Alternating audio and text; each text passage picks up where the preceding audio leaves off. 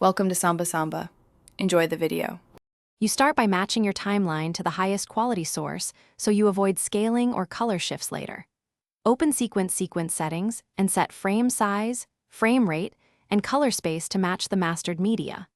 Once done, enable maximum bit depth and renderer to Mercury playback for consistent color precision.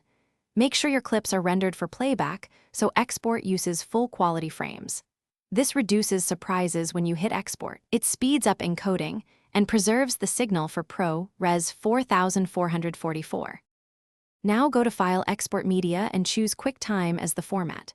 Select a custom preset and pick Apple ProRes 4444 as your codec. This preserves full color and optional alpha. Set bit depth to 16-bit unless you require higher precision for compositing. Match the profile Rec. 709 or Rec. 2020 to your sequence and set render quality to maximum. If you need alpha, enable Export Alpha channel and confirm your source has transparency. Finish by sending the job to Media Encoder so your workstation stays responsive and you can monitor progress.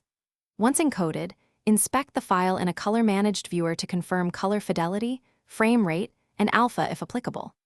If you see banding or color shifts, try toggling use maximum bit depth or switch the renderer between GPU and software, then re-export. Make sure your export drive has enough bandwidth and free space. Low disk performance often causes dropped frames or corrupted files. Thanks for watching. Consider subscribing if we helped you.